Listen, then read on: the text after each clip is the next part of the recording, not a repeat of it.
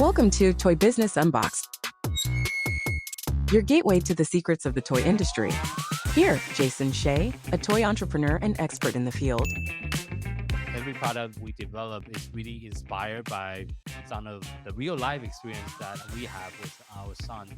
60% of all toys last year were sold on Amazon, which is incredible. Be passionate about it because it's a road, it's a journey. Like when you have an idea that you think is like gonna somewhat like change the world, make things better, I'd say go for it. We'll guide you through the enchanting world of toy design, marketing, and manufacturing. Now let the unboxing begin.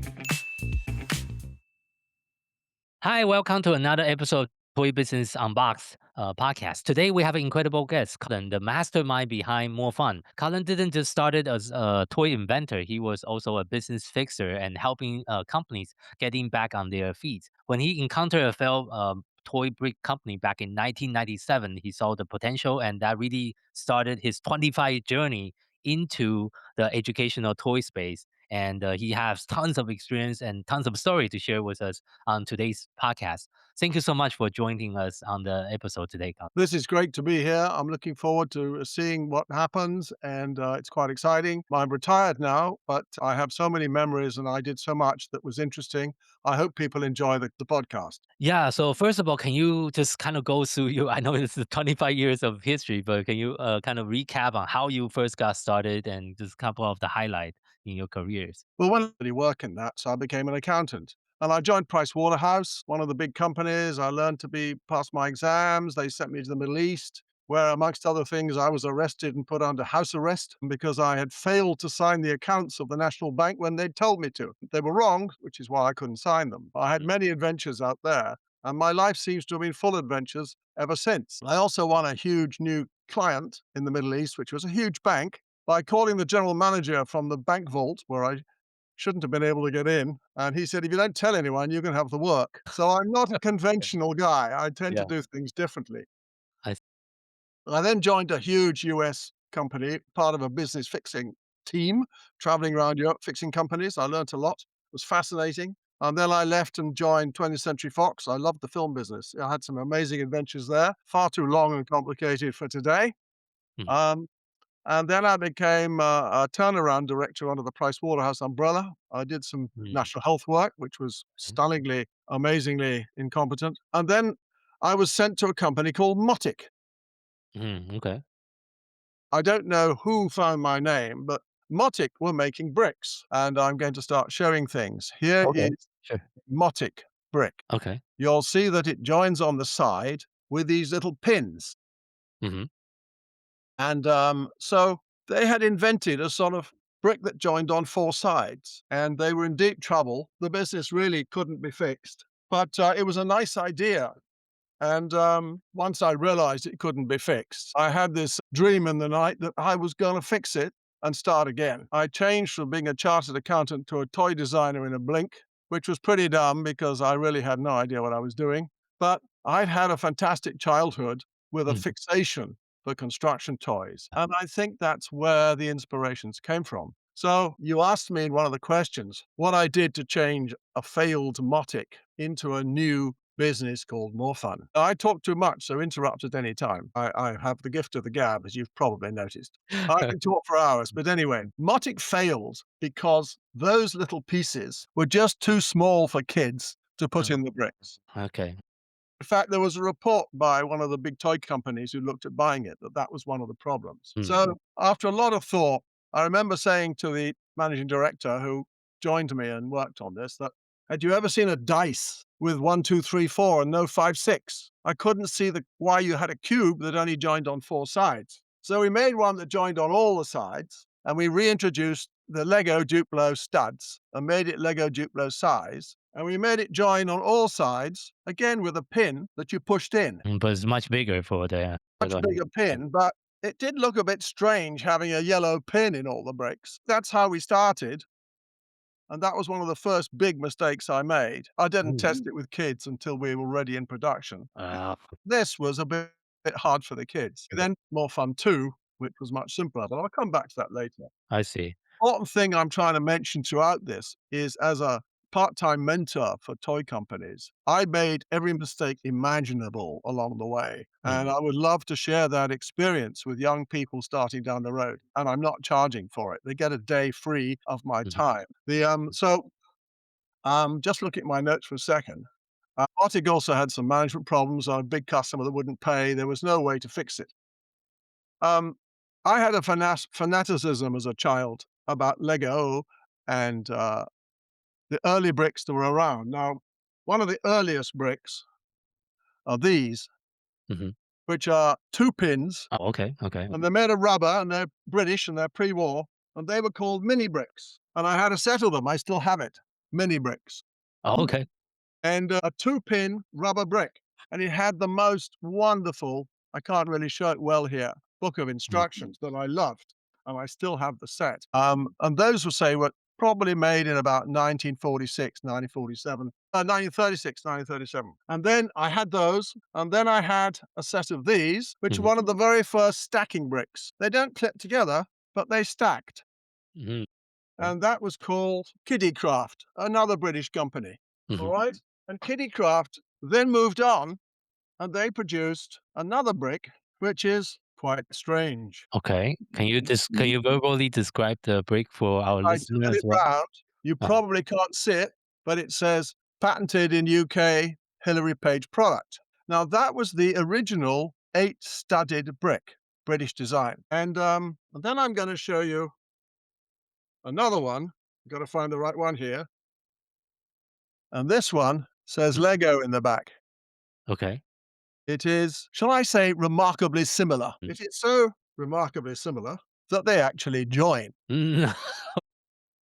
Listeners Yeah. may be fascinated to see Yeah. the Hillary Page website that tells this story of Mhm. how, in fact, the first Lego style bricks were in fact made in England by Hillary Page. And Okay. then what happened was Lego took the brick and he took the little dinks out, which were windows, and just made that. Mhm. And then they added later the rings, which was Yeah. a breakthrough, Understand that. and that was the Lego patent. Yeah. But Lego also tried to stop everybody making 8-stud bricks, which is another battle.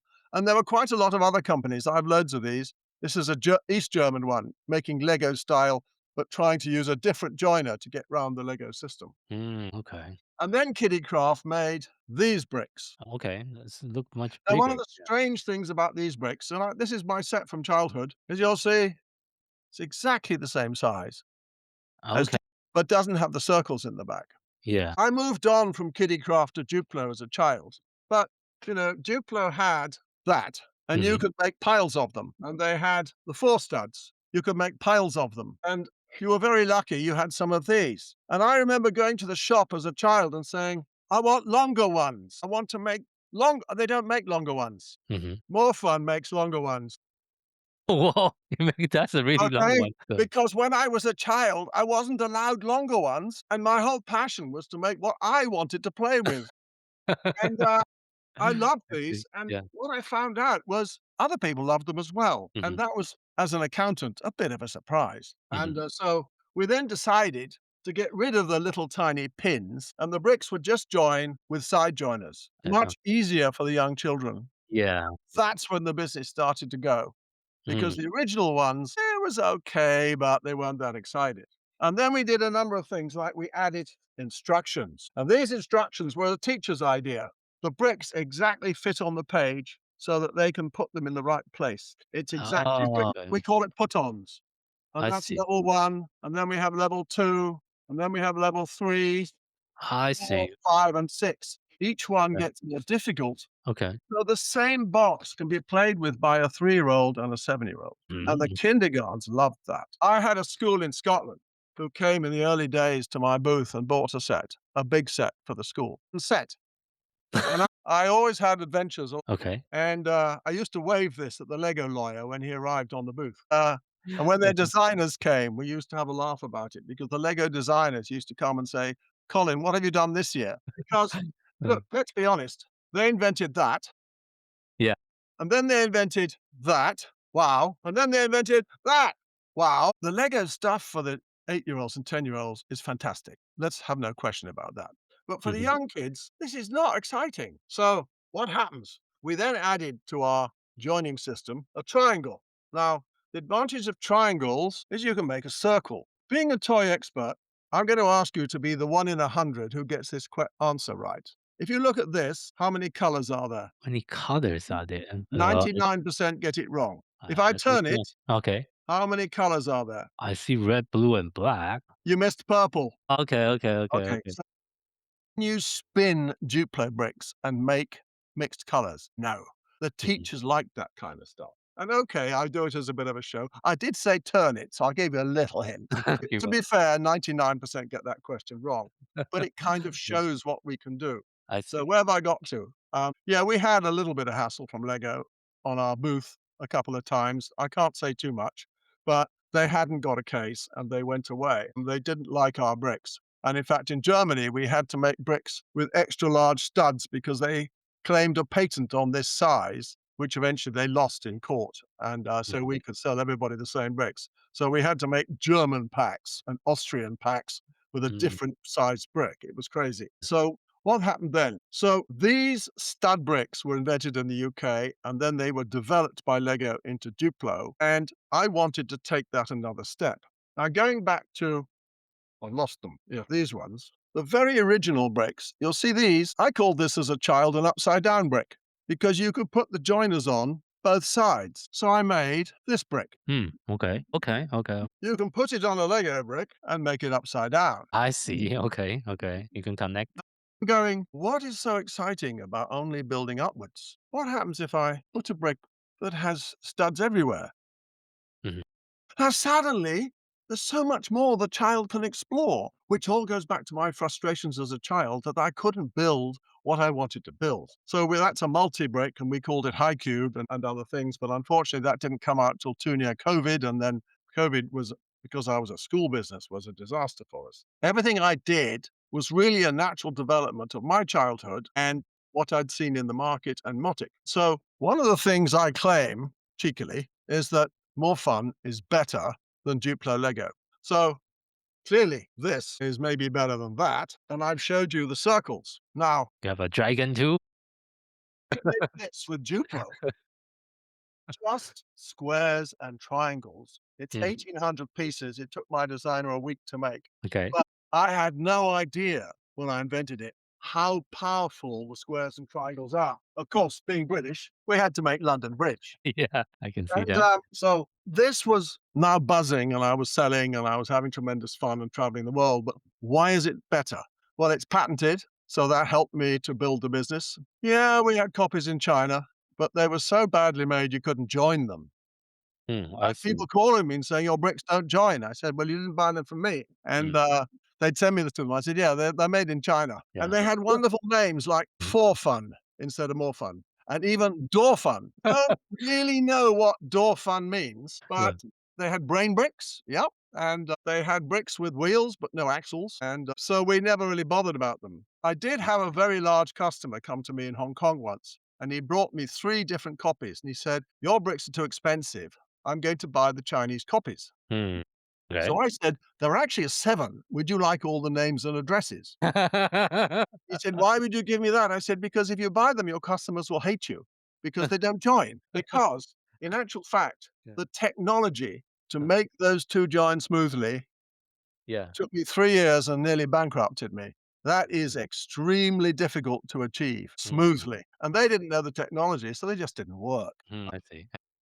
There was a Korean, there was another country that did manage to make copies, but I'll come back to that later. They were quite good copies. I see. So So because looking back, one of the question I want to ask is, I know throughout your journey inside the industry, what was some of the biggest challenge when you first started? Looking back, can you share some of that too? there were many, but to give you one example, I had expert advice how to make tools to make the bricks.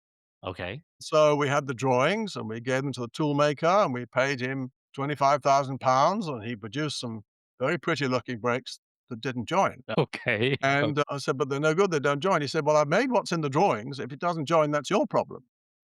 Mm, So I said, okay. "How do we recut it, change it to fix it?" He said, really am not interested, so bye. We had £25,000 down the toilet. I have no idea how to write a contract or how to make this happen. And I eventually found a guy in New Zealand who had a passion, and he wanted to help me. And it took him 2 years, but we managed to find how to make them join. And the Mm, more difficult it became, the more I thought the Chinese will have trouble copy it. So one of the biggest challenges was to make the first good bricks.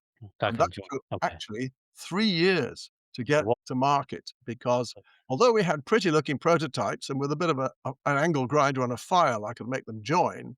Yeah. I remember going to a meeting with ones that I put a bit of WD-40 on because they were a bit stiff. And eventually we worked it out and managed to find a technology that would make this possible. I see. So that was the one of the biggest struggles was how to actually make the product work. I can talk about those in a minute if you want to. I've just got to Mhm. change my screen back to get my. So more fun beside Duplo, yes. And so then I wanted to make it even more challenging for the kids. So we invented, which was partly from Motic, what we called an X piece, which slides in the side, which means that instead of just joining that way, you can now join that way. Oh, you can join from any angle you want. Okay. You get a 90-degree turn. And then I invented another piece, which I called a T piece, because it looks a bit like a T shape. And that allows you to put a brick anywhere you really want on a brick. You just sort of join it on like that. Okay. Okay. And you gave this to the kids of age 4, 5, 6, and stuff they did was amazing. I remember sitting on the floor in Mexico with the Minister of Education who'd seen us at a show, and he said, "I want to take you to a school tomorrow." And we showed the bricks to some children and gave them all a pile of bricks and said, "Here's the picture on the wall, see if you can make it." And after 10 minutes, he came to me and said, "I have never, ever seen so much concentration, so much effort, so much learning going on." He said, "This product is amazing." And I tell you, it still sends a shiver down my spine to tell you that story because I was an accountant, for heaven's sake, and I had made something that impressed the minister in Mexico. And it was those direction changes added to the side joiner that added a bit of extra sparkle. Now, you've already seen that it had a wheel and an axle. Of course, you have to have that. But Mhm. after a few years, I decided I needed more fun. And so now that I knew how to join bricks sideways, I did maths fun. Oops, upside down. No, I didn't. There we are. Maths fun. Mhm. So this is the question, the red, and this is the answer. So here we have Okay. Okay. The multiplication table. 3 plus 3 must be 6, unless they've messed it up upside down. Okay. So Mhm. Yeah. the whole principle was to teach children how to add and subtract. So we did maths fun, Oh, then okay. we did word fun, and various other things using printed bricks. So I really enjoyed adding different products every year to try and have something new. Although, of course, the investment level was high, it was all right because we're making money. And then we got these legal cases. A US distributor had to. His 3 years came to an end, and I said, "I'm sorry, it isn't working, not cooperating, you're not doing very well, we're gonna look for somebody else." And we got this massive legal suit against us for $750,000, with 5 main charges of things that we had done wrong, Okay. all of which, in my honest opinion, were complete lies. And my lawyer wanted $500,000 advance to defend us in the US courts against this big company, who Oh. actually really wanted my stock, tools, and patents. We eventually closed the company in the UK. I personally owned the patents, so they couldn't get those. And we did it through lawyers and liquidators and did it all properly. And then the American bailiffs arrived with the writ for $750,000 at my house, Hmm. um, which was expected. My lawyer was on the line, and the bailiff arrived and said, "I need to gain access." And I said, "Well, my office is upstairs on the first floor. I've always worked from home. This is actually my house, but I have a separate office." I said, "If you want to get in, you'll need a helicopter because I'm not letting you in the house." And he said, "I have to take the assets." I said, "What have you got?" I said, "Some old laptops and a couple of desks bolted to the wall, but you can't have them because you're not getting in." He said, "I've never had this before." He said, "I'll call the office." And he came back and he said, "Subsection B, 47, blah, blah, blah." And I looked at my lawyer. He said, "I'm afraid he's got you there. So we'll go to plan B, which is child protection." And so I said, "Under child protection, you can't come in." He said, "Why?" I said, "Because you've got to go past my young daughter's bedrooms to get to the office." And he said, "Are they here?" I said, "I'm not obliged to answer that." I said, "So you'd be unwise to try it, wouldn't you?" And he said, "I'll call the office." He came back and said, we've never had that one before. He said, I can't come in. He said, can I come in and have a coffee? I said, Yeah. off the record, that's fine. And we had a coffee. And he said, I'll be back. I said, yeah, in about 4 weeks. He said, what are you going to do then? I said, you'll have to wait and see. Anyway, Mhm. by then the company had basically been folded up, liquidated, all the paperwork done legally. And the UK liquidator wrote to them and said, your claim has been struck out as being incorrect. And they responded, our claim has been through the court. You can't argue it's incorrect. And he responded, we are not the fifth state. And if I say it's not correct, it's not correct. And there's nothing you can do about it. Mhm. So that was the end of that claim. And in fact, that company had internal management struggles after that and disappeared. But it cost me a year of my life, a huge amount of stress and money. I wouldn't say it's a warning to others, but gosh, if you have a good product, you've really got to have good lawyers and good defenses. Otherwise, you'll lose it because there's people out there who go, that's nice. And They'll try to take it. Yeah. copy it or steal it. So Mm. you're starting a new company. There's a warning there. And someone else tried to steal the patent, and that's another huge long story. I mean, in fact, they did steal the US patent. I had to buy it back. Whoa! How the heck And I did they have to- steal your US patent? yeah, they went to the old Motic patent, which Yeah. had not been fully registered. They bought it from the liquidator, and the liquidator refused to tell me what they'd paid for it, and there was something dodgy going on there. And they then went back to the US patent office and said there'd been a mistake in it, and they adjusted it to cover my bricks. So I couldn't make my bricks in America anymore. Whoa. Okay. And my patent lawyer said, well, if we go to court, there's a 50-50 chance we'll win, and then I need $200,000 to go to court. Oh my God. They all seem to want my money, but Yeah. I didn't have that kind of money. And Yeah. eventually they wanted $2 million. We had to pay them 100,000 to 10,000 a year for 10 years. And the guy, I went and met the owner of this company, and he liked me and liked what I was doing and said, okay, we won't crash your business. I'll let you off. He knew it was a scam. And so Oh, man. you asked me about crazy adventures in one of Mhm. your questions. Yeah. If that wasn't crazy enough, I've got a much crazier one. How are we doing for time? We still have a few minutes, and we'll try to wrap up in maybe 5 minutes, 10 minutes. Okay. Yeah. Well, I had a customer in Philippines who turned out to be not the customer I thought he was. And when I cut him off, he threatened to kill me unless I paid him money. And then he threatened to kill my daughter, which made it rather serious. I had to go to find people who were ex-MI5 to help me. They put me on to the chief of police's wife in Manila, and Mhm. we managed to persuade his ex-colleagues to rat on him, for which I had to pay a moderate sum. They hated him anyway. The chief of police's wife had managed to hack their emails and hack their Facebook accounts, but it's in Philippines and I didn't do it, and had found out exactly what was going on. And I went to Manila on an unregistered ticket, British Airways, and checked into the Hilton under a false name. And my first email when I arrived from the guy that was threatening my life said, welcome to the Hilton in Manila. My lads will be around to see you shortly. Oh, whoa. That sounds crazy spy movie. I thought Movies. I was in the toy business, not the drug Mhm. business. But Yeah. so Yeah. I won't finish that story. It's too long. But I want to show you a couple more things because Yeah. we then moved on to gears and pulleys. Like, here's another one. Okay. So, Oh, okay. right. So this is a pulley system.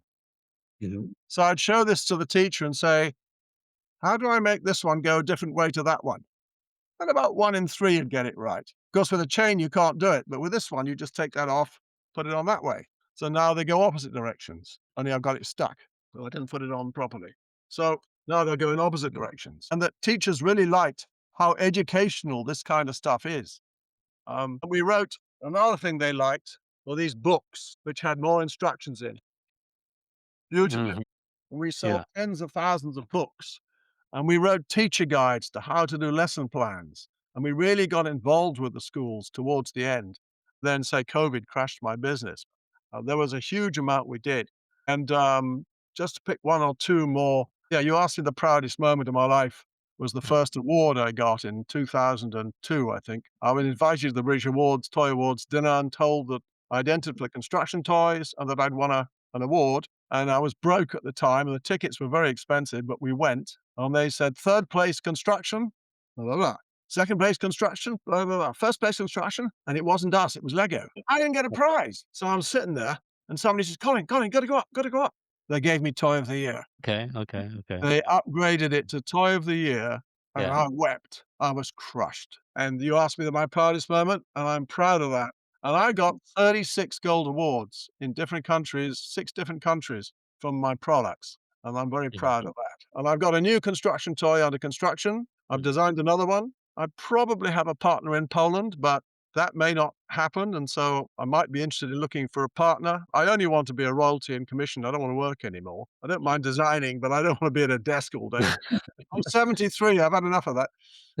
Yeah. And then you asked me, what Yeah. advice would I give to a startup? What kind of advice would you like to share with someone that's getting started in the toy industry? And what would be your piece of wisdom for our listeners? I would basically say, give me a call and I will tell you all the mistakes we made and how to avoid them. Like, never make a toy and make it into a mold until the children have tried it, because you'll find out they don't like it too late. You need to plan your production and plan your location, plan your 71 and ASTM. Otherwise, you'll find you make a product that doesn't pass the toy tests. You've got to be very careful about where you get your dyes and all the rest. There are so many legal hassles. And then I didn't get a patent in Hong Kong. So what happened at the toy shows in Hong Kong, the second biggest in the world? There were copies and there's nothing I could do about it. I couldn't close their stands. When they turned up in Germany, I could close their stands. But nobody said, you've got to have a patent in Hong Kong. I thought, it's a very small country. Why do I need a patent? So I made these mistakes. And in hindsight, I would love to share those with young people starting. Like, why don't you try and sell to India? I can explain to you why you can't sell to India and you can't sell to Brazil and you can't sell to Indonesia unless you're a huge company, and why. And because of growing international trade barriers and the deglobalization of the world. I can tell you about factory audits and having Chinese people in your warehouse saying that you have to do it this way. And then the next week you have the Thai people in and they say, no, no, no, you've got to do it this way. So you have this sheet on the wall that says, the Chinese are coming, we've got to change back to that way. I mean, it was completely insane, but that's what you had to do. If you're starting up, I won't charge you. I'll be happy to do a nice long Zoom call and share my pains and pleasures as they are and as I am. I see. Thank you so much. So where can people find you then? I'm Colin Simmons, and there's only 2 I know of with the same spelling with 1 M. And you'll probably find me on LinkedIn. You'll find me on Facebook. And I'm very happy for you to have my email and give it to people you think that's okay and that want to contact me about starting a toy company. It'd be my pleasure to share my pleasures, pains, and secrets. I see. Thank you so much for offering that to our listener. Yeah, I will also make sure we include your LinkedIn link in the show note, so we can also mention that. So, and for our listeners, thank you so much for tuning in to this episode and for the Toy Business Unboxed podcast. We hope you enjoyed the conversation and find it insightful and inspiring. If you like what you have heard, be sure to subscribe to our podcast on your favorite platform so you never miss an episode. We really appreciate your support and would love it if you can leave us a review and share the podcast with your friend and colleague. For more resources, tips, and the latest update within the toys and games industry, visit our website at toy-launch.com. Join the conversation and join us on social media using hashtag ToyBusinessUnbox. We'll love to hear your feedback and suggestions for future episodes. Until next time, keep innovating, keep creating, and keep bringing joy to toys. This is Jason Shea signing off on the Toy Business Unbox podcast, and we'll see you in the next episode. So